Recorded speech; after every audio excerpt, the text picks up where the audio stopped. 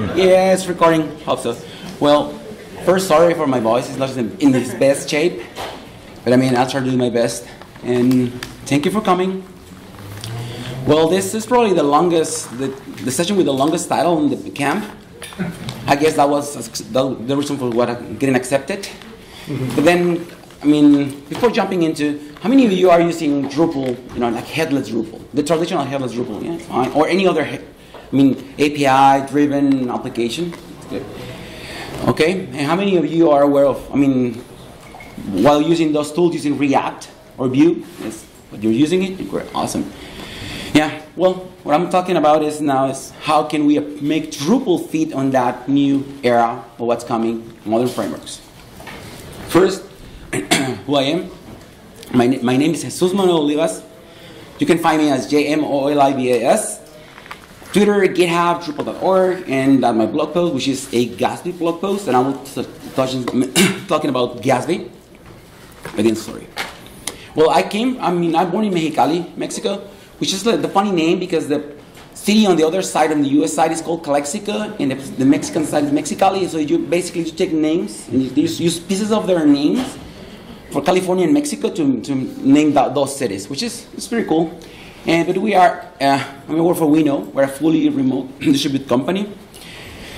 For a long time, we do Drupal only. We're like 8 years.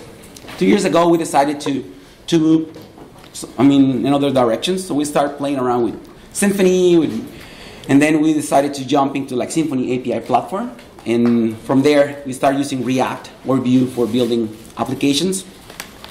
And at some point, we also use Meteor for building a system we use for internal, tracking our times and the skill from our people in the company. But we're fully remote. We're in like 12 countries now. We're around 44. And yeah, one of my partners lives in Australia.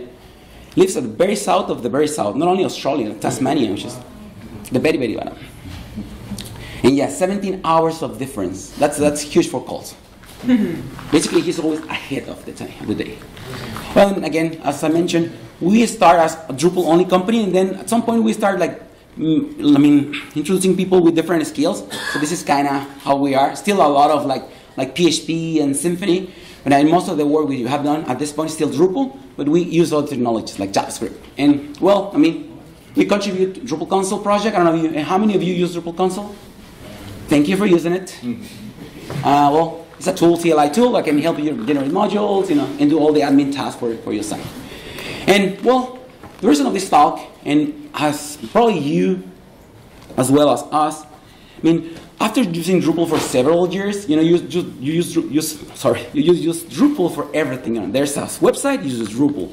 Blog, then you go to Drupal. There's the particular application, then you use Drupal.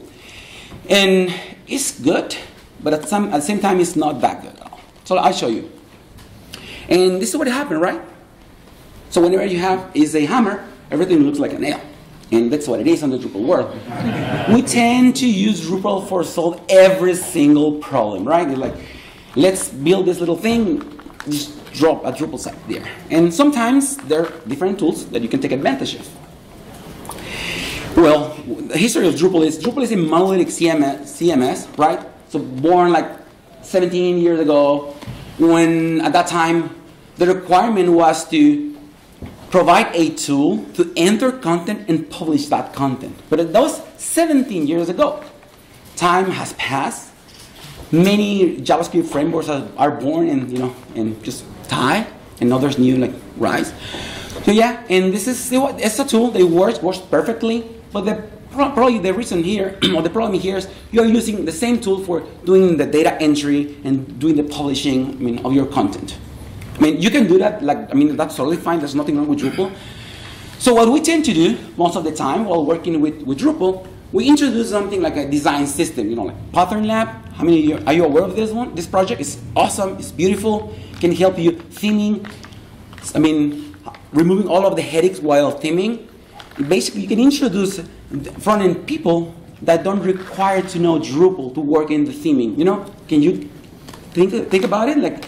They don't need to know Drupal. They don't need to know this node, that content, that something, and then you're using the hash as array for the array key. They don't need to know that. They only use templates, 2 templates. And well, we also have the traditional headless, what we know as decouple or headless Drupal. Probably since Drupal 8 is like REST out of the box and JSON API project. Up here there's a lot of conversations about headless. So this is like the traditional headless is something like this. You have your Drupal site is writing.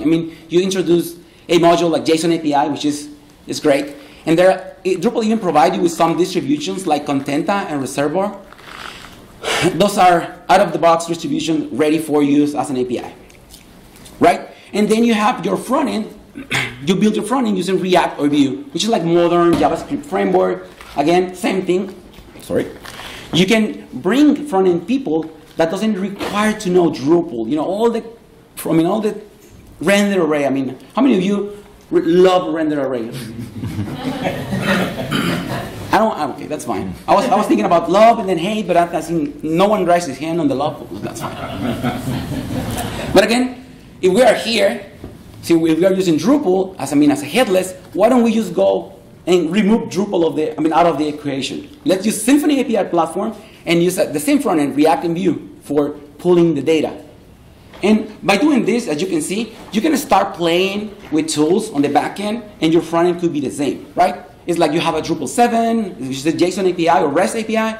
You have your front end, then you can just map the same schema on your back end and just push to the same React and Vue application, which is totally fine and it works. It's up to you. But then, which challenges do we have when you use the traditional headless? As you can see here, either Symfony and Drupal, they need to keep alive. So they are pulling live data from your site. So like your Drupal site should be like turned on, publicly available on the internet, every single minute. So the challenges we have here, I'm going there. One of the challenges is performance, reliability, and security and hosting. I will see one by one. What about performance? So whenever someone go to your page, your site, a client, open the browser or the mobile phone, and then needs to go to the server. Then the server needs to go to Drupal. If we can go, we can go. Drupal can go to the Symfony kernel something and then return something, the routing system, then go to the database and go back. The full route, need to recall all the route. It takes longer. It takes time from your user visiting your site. There is a concept called time to first byte, which is the time you took the first byte to get into your device or your client is visiting your site. So having a Drupal site or any other site which uses a backend, and that backend uses the database, have this issue. I don't want to say problem. Have this situation. And then, I know Drupal has awesome caching system. This is beautiful. It's great. Then you can have Varnish and Redis and just have many things on top of it. And what you end up with a really complex system. And we'll move forward and we'll see that. Well, the traditional stack for running Drupal is something like this. It's either Apache or Nginx. MariaDB, MySQL, Postgre, and PHP. That's the basic side, right? When you start having issues with caching and all that, you need to make your site a little more faster. Then you introduce something like Varnish. Let's start adding some caching levels other than their default caching, Drupal caching. But what if you have a headless site? Now you introduce Node.js as a dependency because you're running your React or Vue application on it. Then you also might be introducing Redis for like WebSocket communication, for sending messages between the client and the front end. And since you are using JavaScript, why don't we just introduce MongoDB now? Because you can store in documents, a structured database. This thing start getting a little messy. And as you can see here, we start from here, then here, and then here, and it's getting more complicated. But you can go further like this. Let's make all this process in production running every single time, and then you're relying on all this technology and all this complexity. You have like Node.js, Redis, RabbitMQ for, maybe to have like Jenkins for triggering jobs. So let's add a GraphQL database for pulling data. So you end up adding more complexity to your project. And what about security? I'm talking about security. You're always going to have the system dependencies. Your operating system, and you have the stack dependencies. The more stack dependencies you have here, the more dependencies you have to maintain and keep updated. Because there is an update, there's a vulnerability. You have to take care of that. Then you have the platform dependencies. Let's say Drupal core or Drupal modules. Let's say What about custom modules? Let's think about this. I'm working on a site, and I require to have a PayPal to my site, or a form with Salesforce. So I create a module. So I write PHP code, create a new module. So I now have to be careful of that module. It's, doesn't have any issue with any vulnerability. But I am using this module, or in order to use this module, I require to get a third-party dependency, like SDK from Salesforce, that allows me to connect to their, API. So what is going to happen, now I have to update my module and my library as well. And then I have to keep making sure all those dependencies are updated, because my site is live, it has a database and all that. And I'm talking about hosting. That's simple, right? And managing a complicated stack is not easy, because it's not. It requires different knowledge, like CDN, managing server, databases, automation, like making sure all the backups run at night, and I can just a way of easily pulling all the data, knowing DSS, all the caching thing. And something is clear: the more complex your stack is to support your production site, the more expensive that will become. Then, for this, there's a solution for that. Oh, my voice. So there are services like platform as a service, Headless CMS, who relies on a third-party company that you can add content there. Let's say you can use either like Contentful, which is a paid service, or Strappy, which is based on something you can download and host yourself. But again, if you host it yourself, you're going back to having like Mongo and all those dependencies that you don't really want to deal with. And you can use the same React and Vue code for showing your data, right? So far, so good. There's another main thing happening here. Can you see here what is happening? What's happening when Drupal try to make Drupal? What can you do? What can you do for making your Drupal faster? Just adding layers of cache, caching. So when you are caching your site, you're just serving static files or flat files. You are not hitting the database, right? So what you're trying to avoid is going back to the database, going back to Drupal and do the round trip. You want to return something faster. That's why you use caching system. And this is what the flat files shine on it. And well, everything all is new again. Remember, CMSs were too old, 17 years old. What about before CMSs? Remember, we tend to do sites, HTML, CSS, and JavaScript, and send it, FTP to somewhere else. And then, at some point, static site generator was born. So we have Hugo, which is Jekyll, and Gatsby. Different projects, different tools, similar results if you want to see it, built in different languages. Well, but once you jump into the static site generation thing, you're missing something. You miss the graphical interface for your users to enter in content. You cannot tell people, go to this repo, git clone it, edit it on Vim, add this markdown, in order to make this markdown like H2, pound something, or in order to make this bold, just make sure you have a star at the beginning and the end. That ain't going to work. And what is going to happen here? So you get the speed, but you lost a lot of functionality. So your users are going to hate you at this point. But you can do something here. Let's try to improve the UX, providing a graphical interface when using those Git-based CMSs, right? So what can you do? Same thing as the other, just the opposite. So you manage your site locally, but in this case you are using an external provider for taking care of either hosting your site and also editing those files on the fly. So Netlify CMS, which is the first one, then Forestry and Cloud Cannon. Netlify is the only one who supports the three of those, until that I'm aware of. Not sure about, I'm pretty sure Cloud Cannon, which is the last one, supports Jekyll. And I think Forestry, it's adding support for Hugo as well. But then, they provide you with the graphical interface, which is probably not the best in the world, but can help you, right? Can help you to manage those files and just publish things automatically. And then, you go to that site, you register your repository, you enter content, then you save, and automatically get saved, get published, and get committed to your GitHub repo, which works totally fine for medium, small sites, like blogging sites. But then trying to build things more complicated here, start turn into like a nightmare, right? It's kind of complicated. You know, the graphical interface is not the one we are used to with Drupal. You know, like preferences, categories, taxonomies. You know, all this magic that Drupal is been selling us for years. There's another option that you can probably go here. There's a project called GravCMS. It's really, really nice project. I mean, highly recommend you to take a look at this. This is a PHP project, but it's a flat file CMS. So it provides you with a graphical interface so you can edit content, save, and then gets automatically, like, you know, stored in a particular directory, and from there you can serve your site. But again, you're still using PHP. You need PHP to run in your server. I mean your site. But it's really cool, and you can introduce particle here. So if you don't want your front-end people mess with with theming, or if your design people already know, pattern lab, you can bring that knowledge here and use GravCMS. And that's a pretty cool project. Actually, I wrote a few plugins for them, like adding a WYSIWYG, a more modern WYSIWYG editor, and a way to manage, you know, I started using this. Let me go back to a little. I started using this project. I just wrote a few plugins and I started like this is fun. It feels like something I can use. But then at some point, I was missing Drupal.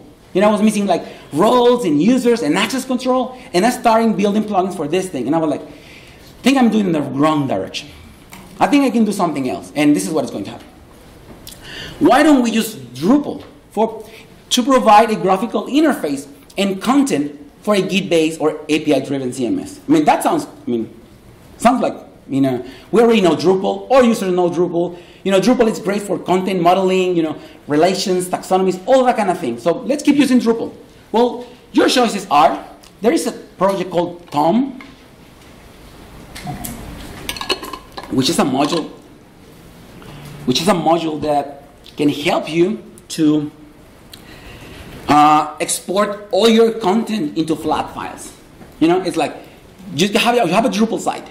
You install this module, Tom, T-O-M-E. You install this module, and you have some CLI commands that allow you to render HTML.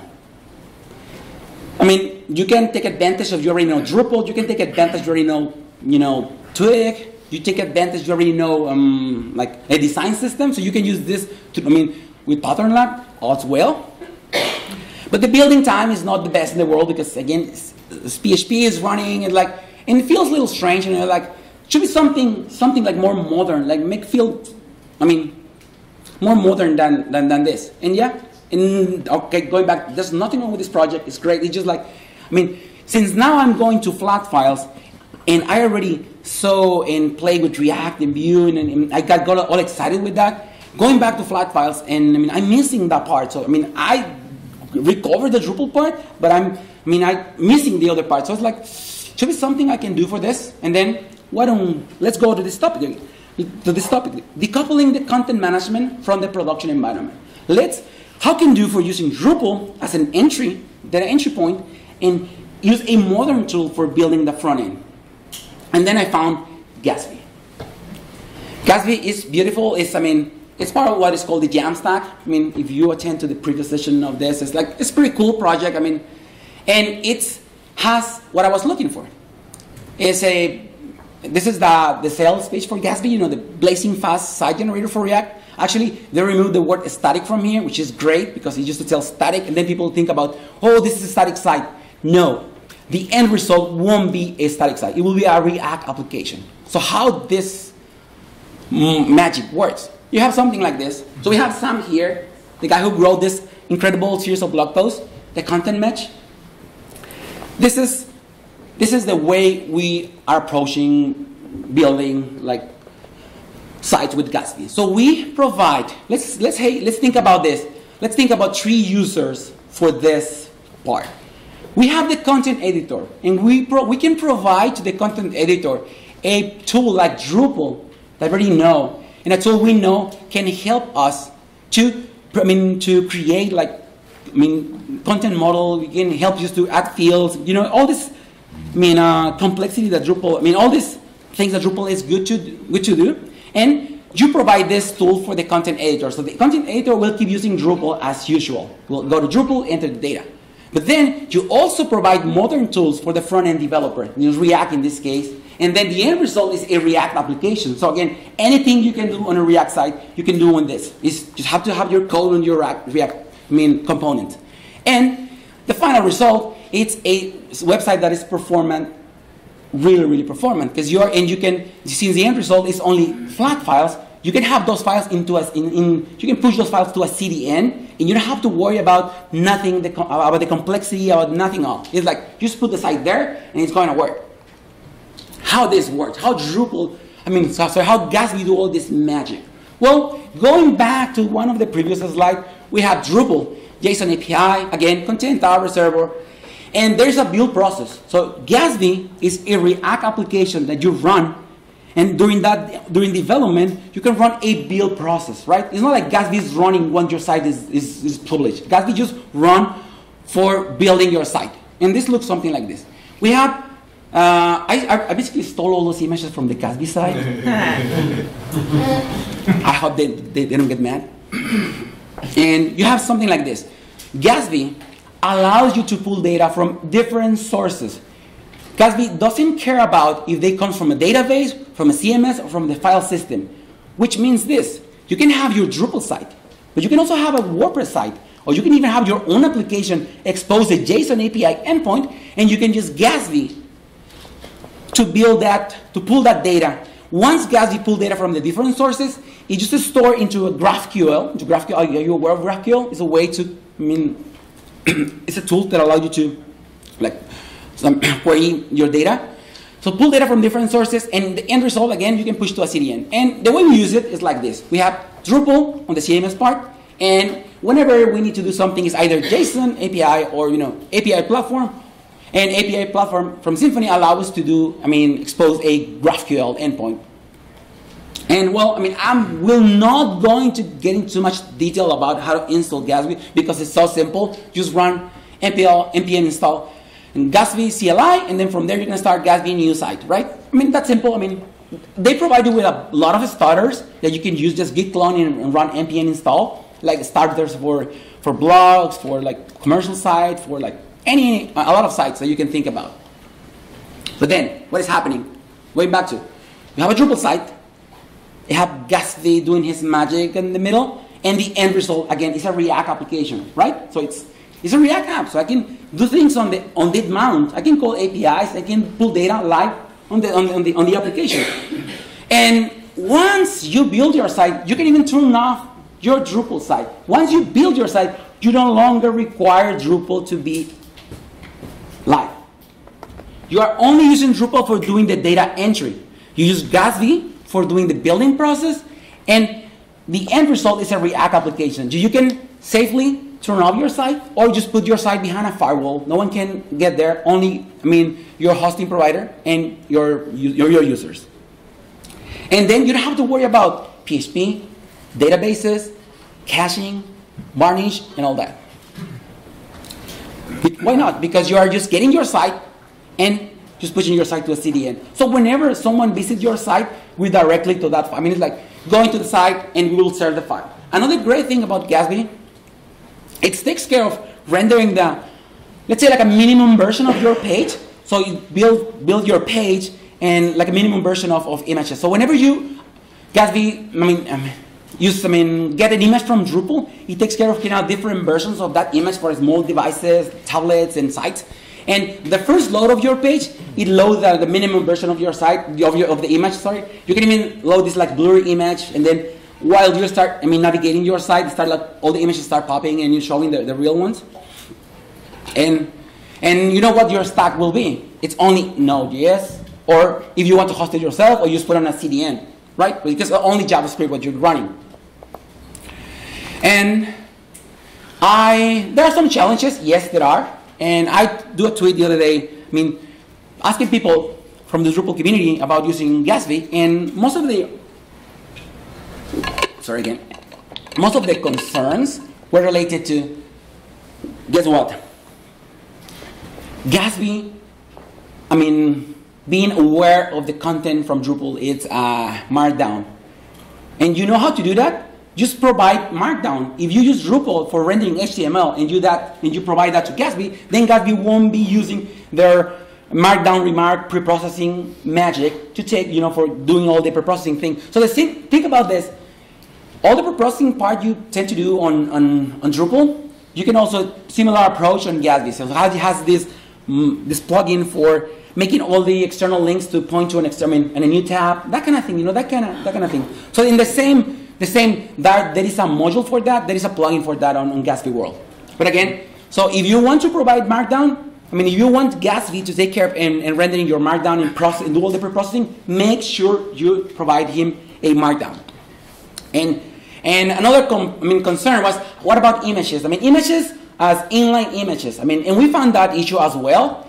And we deal with it with doing some workarounds, like re-downloading those images again. But then we find out Gatsby already downloaded those images for us. And guess what? We got to fix it. So your challenges are, using Markdown editor with Drupal, we grow a module for that. Processing inline images on Markdown, we got a fix for that. Deploying your site with Drupal, so we got a module for that. So we also have a module that you can just click something and automatically deploy to Netlify.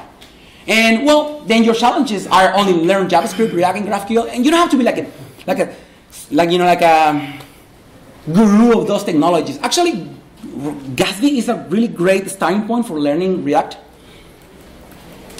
And well, now that we are decoupling the Drupal part from the front-end part, what is gone? Twig is gone. Sorry if you're a front-end developer, you just learn Twig.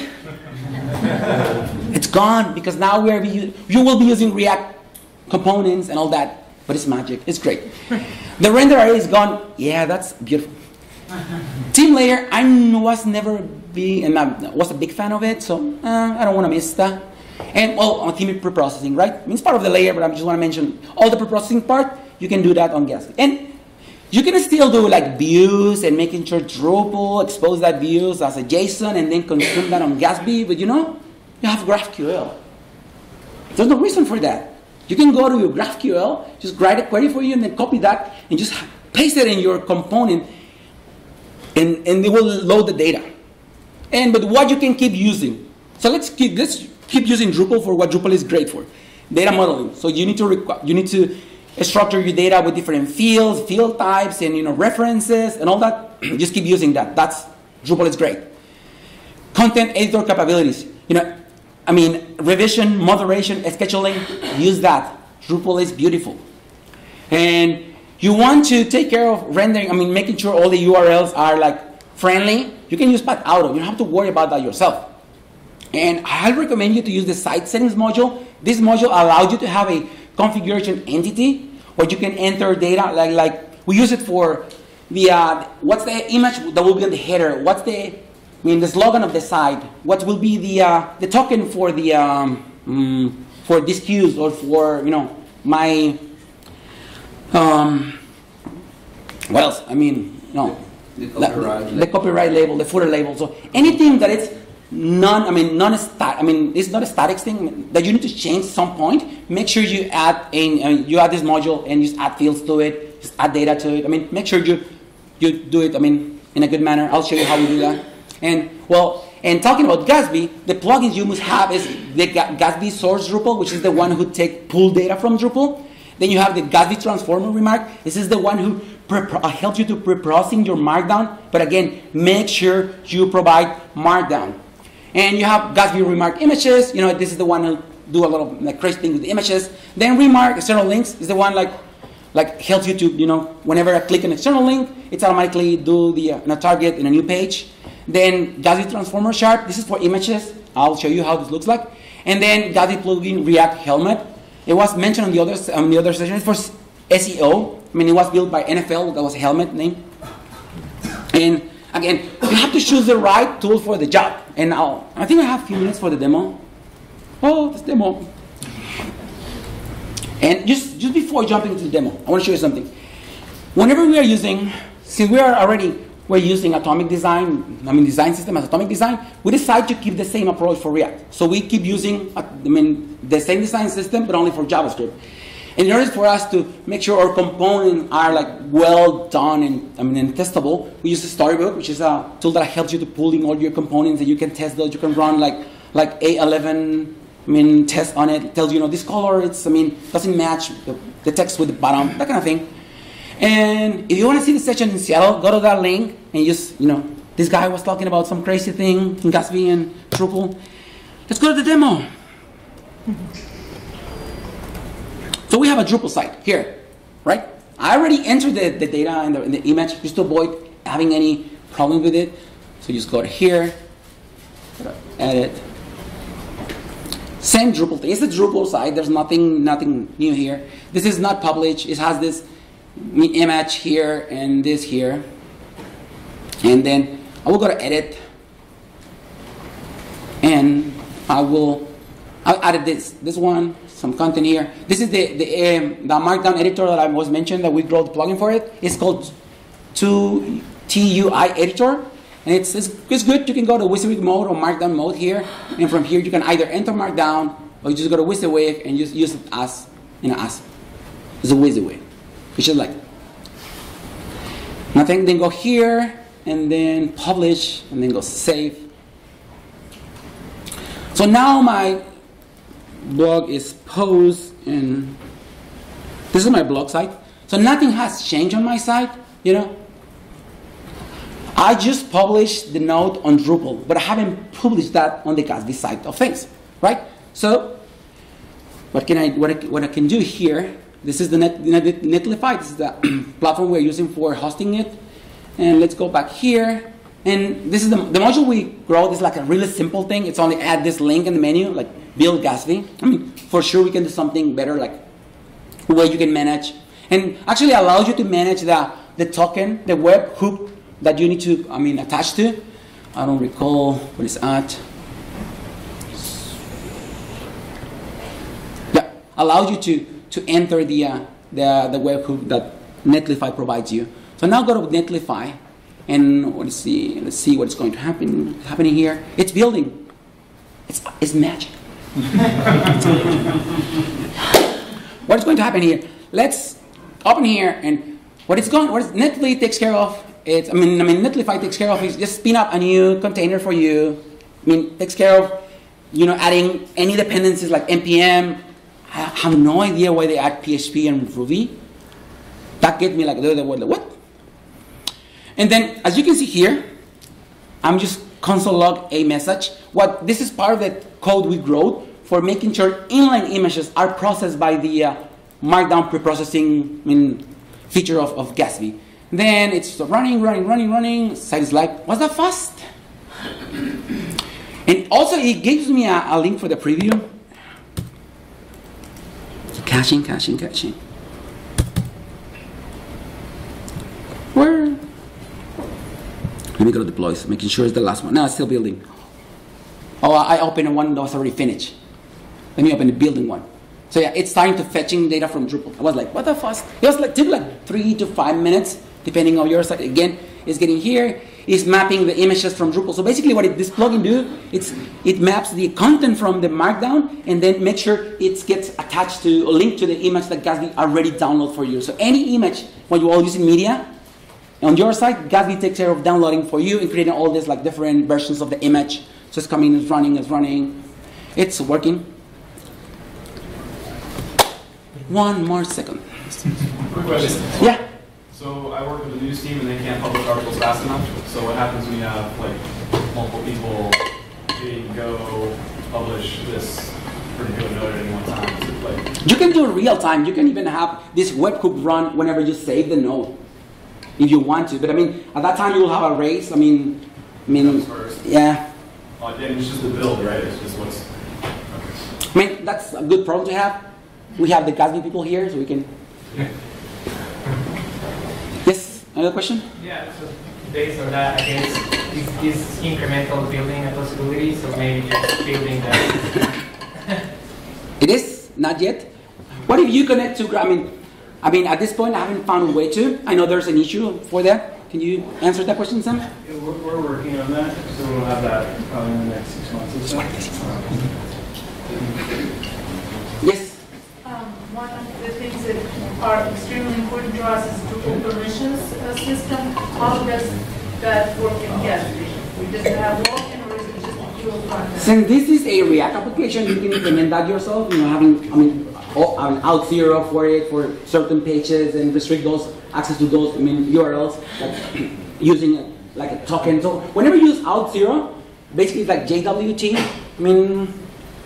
and connection, and it stores a token on your computer. So and then you can enter some to your pages. But again, this is a React app. You can control how you provide access to those routes on the React application. So we would need to build a separate set of permissions. Yeah. Which is fine. Yeah, it is.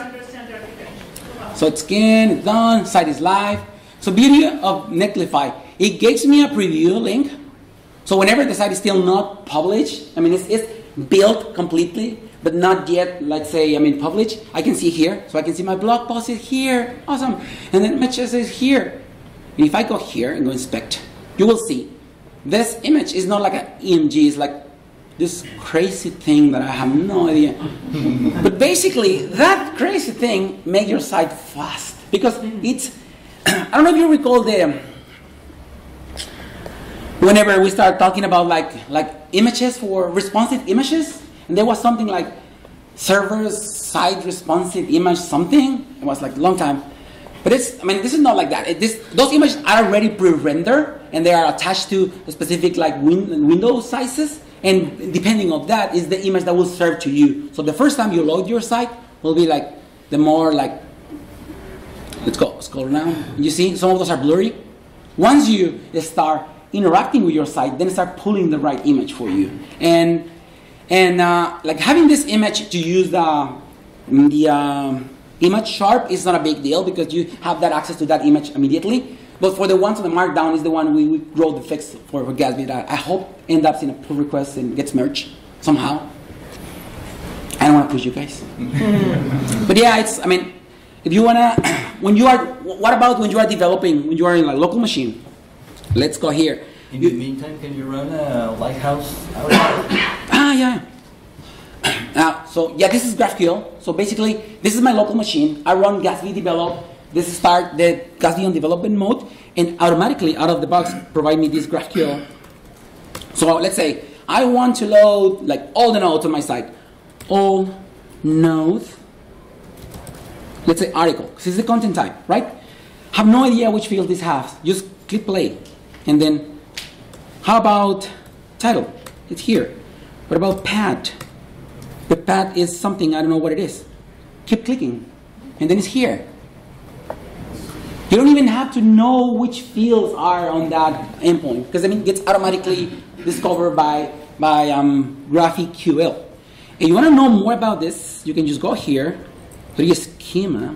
This is the Explorer, Document Explorer. It shows you all of the nodes or the node type that are registered on the GraphQL server. And finally, let's run are you aware of Lighthouse? It's a tool that allows you to run like some audit on your site, testing a speed. So running this here, and then it's running here. So it's running in my site. Then it's gonna show me the end result, and this site is so. This is the performance out of the box. We haven't done nothing for improving the performance on the site. How much time we need to invest in Drupal to get this performance? How much money we have to put on that? I completely disagree with you. And mainly because I've solved this problem many times. And I think maybe that's the problem in the Drupal community. I feel like this is we're using a lot of complex technologies to solve a problem in the Drupal community. And it's like, we're trying to make our life easier, but are we not introducing so many new technologies now that it's just making it more complex? And now we have to manage all of these separate repositories of different code bases that have dependencies on each other. Excuse me, sorry, I'm a bit curious here. It's fine. With caching validation and cache tags that we have in Drupal 8 that run fairly native now, and CDNs that you can spend $20 a month for, I can serve millions of page views in a single minute at split-second, page results times like this. Yes, it takes a little bit of time, and it takes a little bit of knowledge. Yeah, it is. It's the same. But for me, it's not worth investing all of this extra infrastructure. It's like, oh, I don't run an agency, I run a product, that's fine. right? Yeah. Exactly. But if I was running an agency that was pumping out many sites, then I could see, yeah, there could be benefits to this because you have frameworks that speed up your assembly line of pumping out sites. And talking about the agency side of things, it's like for me, it's easier to get a front-end developer who knows React than getting a great developer who knows Drupal theming, and then getting them in board on Drupal. I mean, I have nothing wrong. There's nothing wrong with Drupal. I totally agree with your point. You can do this in Drupal, yes, but it's gonna take time and investment and money. Right. The same investment or time you're doing here, you can do another thing. It's just, different directions. But it's easier to get someone who is good with React at this point. That's someone who knows Twig pretty well. And let's say when you're using components in Drupal, if you don't remember all those issues with we were not doing the caching bubble on those components. You're directly from Twig templates calling those components. Then you never, render the caching tags, and then your site starts getting slow. You think it's Drupal, but it's not Drupal. Drupal has a great caching system, and it is great. Big pipe, all this perceiving performance. It's beautiful.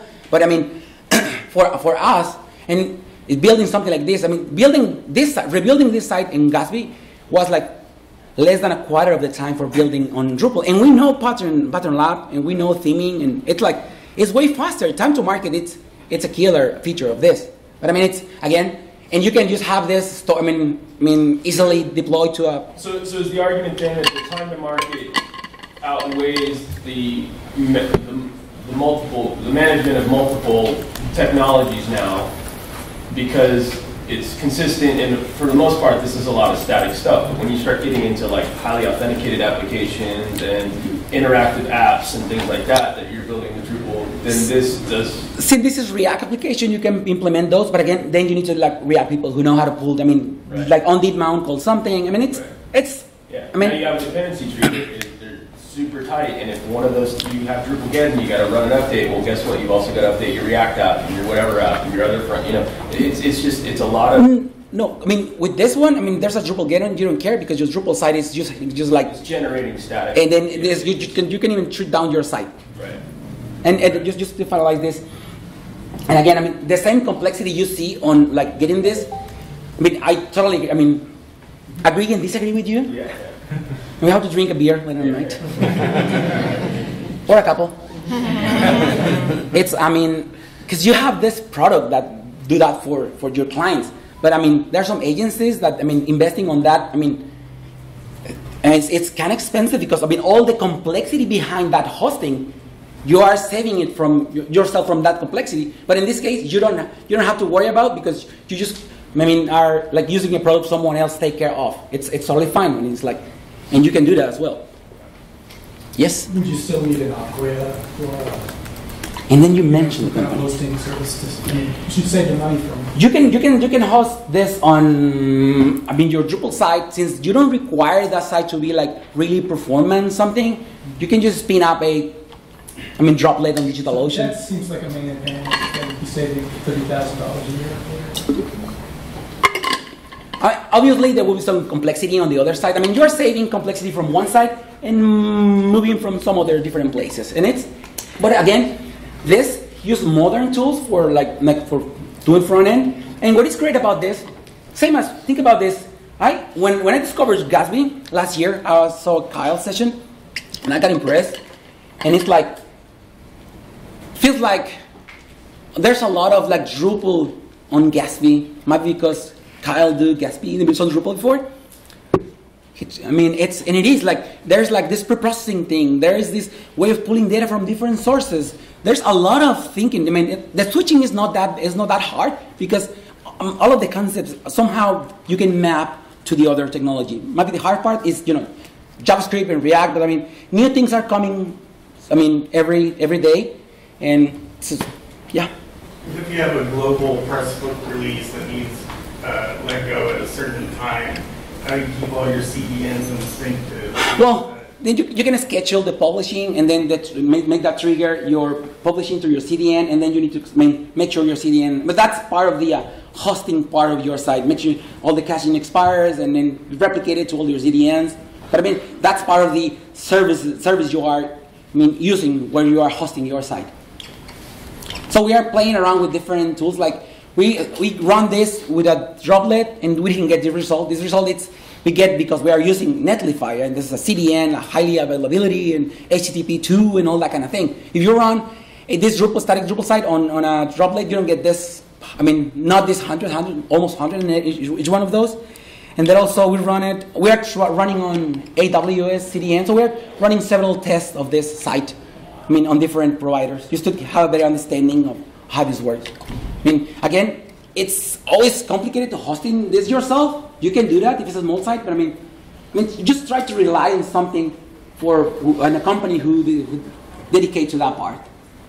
Can you talk a little bit on how you might see this working for a complex editor workflow where they want to be able to preview or something? Yeah, that's a good question. I mean, for preview, I mean, since you're working on the Drupal site, there's no preview here. I'm aware that Gatsby people is working on something for preview, but you don't have this.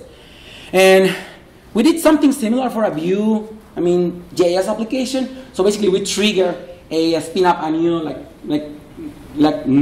new server and just passing that particular ID we want to render, and then just pop up the JavaScript front page. For this, you can trigger whenever you make a change in your code and to set a pull request. Netlify gives you a preview link for that particular site, but that's code, right? So we're talking about content.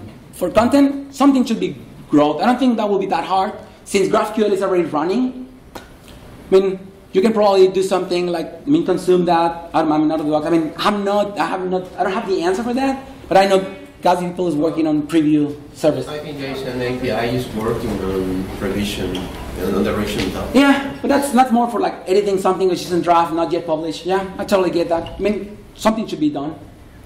In this preview discussion, which is critical for some of our authors and some of our applications, is it possible in Drupal to give content editor permission to run, say we have a test server, and then we have production server for Gatsby. Yeah. We give content editor permission to rebuild like test site. Yeah, and you can have this several projects on Netlify, and you can use one as your point one to your development branch, or for the master branch. You can do that. Actually, same thing. And just let's create a new project and use that as the development, and make sure your deployment gets to that particular service or project. And we're trying to use this for our blogs. So the site we change is like personal blog site of the company. The company site will be next. But we have this one Drupal site, which is a multi-site, and then we have this with 3 or 4, and you can have multiple sites, and then we have one React application repo, and then this connect. So you have multiple sites. This is mostly like a site factory thing. You can have multi-site, one repo. All of those sites will look the same because I have this React application Gatsby, and all the front end is there. Is one repo, different sites, just publishing several sites at a time. We're thinking about this more like a site factory thing. More questions? So, yeah. So, search. You immediately turned off your Drupal site. Yeah. What you tend to do in Drupal when you do search? Search API. So there's an API for that, Algolia, Elasticsearch. So you have to implement all of that again in your React. Well, whenever you need to do the search on Drupal, you need to spin up Solr server and just make sure there's a plugin for that. Every single service that requires either pulling data or storing data should be consumed via an API, and that's what it is. Global custom search. And actually, since you build your pages, there's a process for building your pages. You can have multilingual sites. There's components in React for that. Yes. You mentioned something about images, and in the previous screenshot, you had a source set, and it had PNGs and with that, Google extension. Is that part of Netlify to speed up image? No, it's Gatsby. It renders all that for you. So basically, it's like image styles. So let's map this to Drupal. Image styles. Thank you. Out of the box. So basically, if I go to my computer and remove the cache directory and run it again, you will see how those images are like populating, creating those images for you. But again, there's nothing wrong with Drupal. Drupal is great, it's beautiful. I mean, I've been working with Drupal for several years, but there's more things outside. Probably I'm the one every year coming here, talking Drupal, and then now Symfony. I remember those days when I came back here. Symfony, Drupal 8 wasn't there, and I was like, what is crazy guy talking about? And then TDD and Behat and all that, and now all those projects are part of the community. So this will be next, something like this. I have no idea, but it's really cool stuff. So thank you.